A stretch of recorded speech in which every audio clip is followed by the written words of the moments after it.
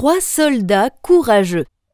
Ils ont combattu tant de batailles pour leur royaume et remportèrent la victoire.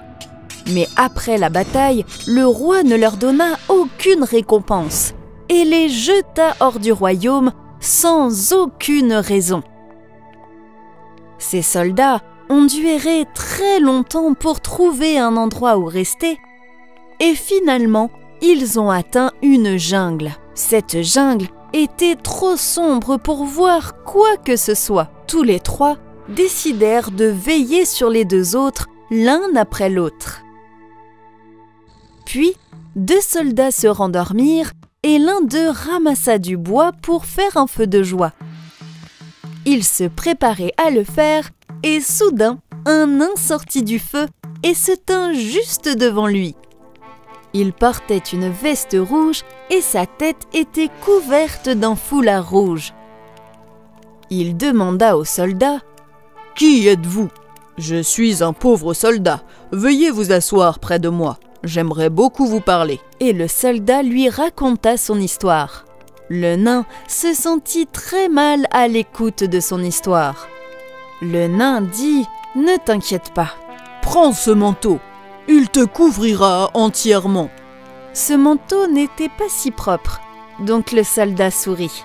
Mais le nain chuchota quelque chose à l'oreille du soldat, puis le soldat ne cessa de regarder le manteau, stupéfait. Il se retourna pour dire merci au nain, mais à ce moment-là, il avait disparu.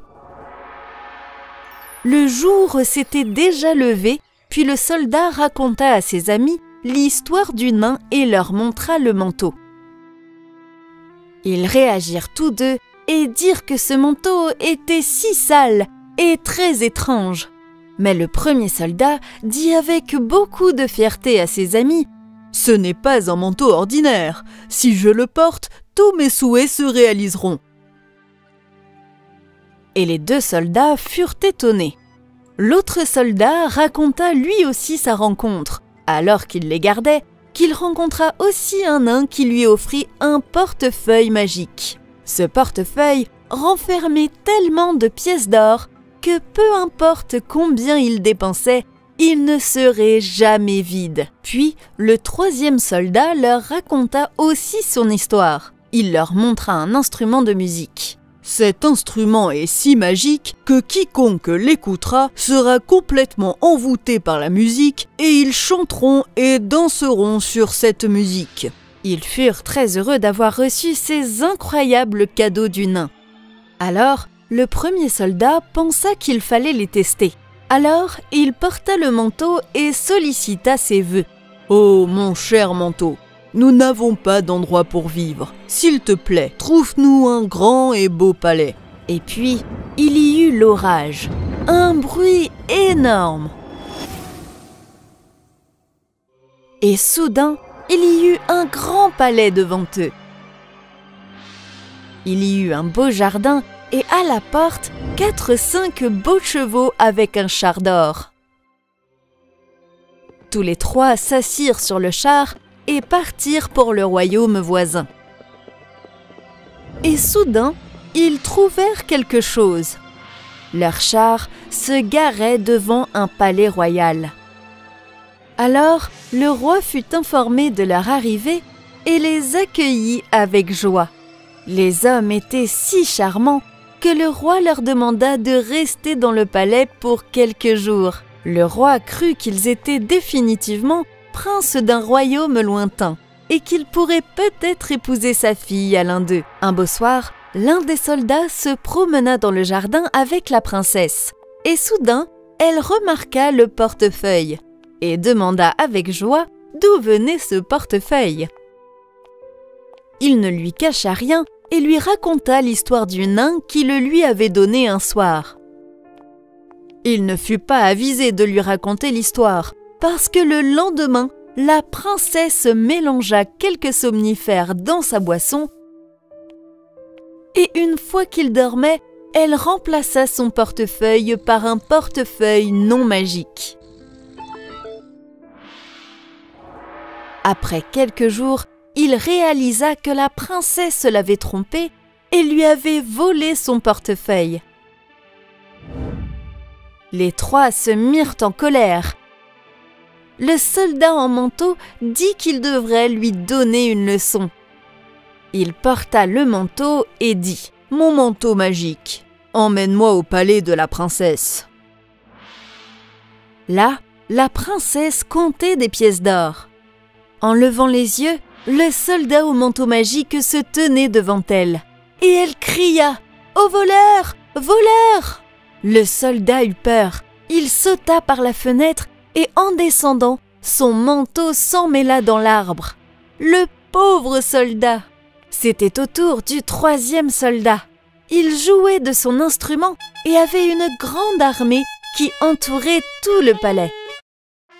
Puis, il envoya un messager au roi, lui dit tout et lui demanda le manteau et le portefeuille. Mais la princesse rusée demanda 2 jours. Combien de jours? 2 jours. La princesse se déguisa en servante et alla enquêter sur le camp des soldats. Elle mangeait des tas de choses avec elle, s'approchait de leur camp et se mettait à chanter très gentiment. Lentement mais sûrement, tous les soldats sortirent et commencèrent à l'écouter. Puis, elle demanda à sa servante d'aller chercher cet instrument, ce qu'elle fit. Puis, ils revinrent tous les deux au palais. Elle fut si heureuse que les pauvres soldats se retrouvèrent sans abri. Un des soldats dit « Séparons-nous et regardons ce qui se passe. » Puis, ils se séparèrent tous les 3. Le soldat, avec son portefeuille, parcourait une très longue distance à pied, et lorsqu'il était fatigué, il s'asseyait sous un arbre. C'était un pommier. Il prit une pomme et commença à la manger. Mais il avait tellement faim qu'il en cueillit une autre et se mit à manger. Il se préparait aussi à manger la 3e pomme, mais il commença à avoir des vertiges. « Oh, qu'est-ce qui m'arrive ?» Son nez devenait de plus en plus long, si long qu'il ne voyait plus le bout de son visage. Puisqu'il était si étourdi, il dormit. D'autres soldats marchaient aussi et frappaient quelque chose. « Qu'est-ce que c'est que ça ? On dirait le nez de quelqu'un. » Ils se mirent à marcher dans la direction du nez. Et quand ils arrivèrent à la fin, ils furent étonnés. Ils étaient si tristes de l'état de leur ami. Et soudain, un étrange petit nain est apparu devant eux. « Mes amis, ne vous inquiétez pas. S'il mange les fruits de cet arbre, son nez reviendra à son état antérieur. Et vous devez apporter ce fruit à la princesse et lui donner une leçon. » Maintenant, le soldat qui tenta cette pomme se déguisa en jardinier et arriva au palais de la princesse. Elle vit une pomme rouge fraîche et elle devint très heureuse. Elle avait 2 pommes à ce moment-là. Une fois qu'elle eut une 3e pomme, son nez a commencé à grossir et plus long, si longtemps qu'il a atteint le jardin. Et il grandissait encore. Le roi a eu peur. Alors il a répandu la nouvelle dans son royaume. « Celui qui va guérir ma fille, je vais lui donner un grand prix. » Le lendemain, les 2 soldats se déguisèrent et mélangèrent du jus de pomme en médecine et le donnèrent à la princesse. Puis, son nez commença à grandir de plus en plus. Puis le lendemain, on donna des médicaments avec du jus d'autres fruits. Enfin, son nez commença à retrouver sa taille originale. Mais alors, ils pensèrent à donner la leçon à la princesse. Alors, ils donnèrent des médicaments avec du jus de pomme rouge. La princesse eut peur et son nez devint de plus en plus long. « Princesse, il me semble que vous avez volé des objets à quelqu'un. Je suis magicien. Et je peux lire que si vous ne rendez pas ces choses, vous resterez dans cet état pour toujours. » Mais la princesse n'était nullement prête à rendre ce qu'elle avait volé. « Ok, tout ce que tu veux. » Et ensuite, le roi essaya de la convaincre. « Tu devras rendre ces objets. » Maintenant que la princesse a compris aussi. Elle en avait marre de ce long nez. Elle rendit tous les objets qu'elle avait volés aux soldats.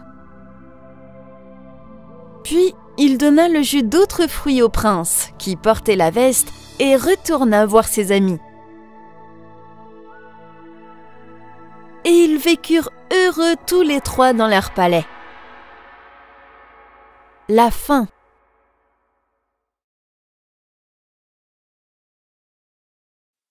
If you enjoyed this story, please like and subscribe our channel and press the bell icon to get future updates. And don't forget to comment.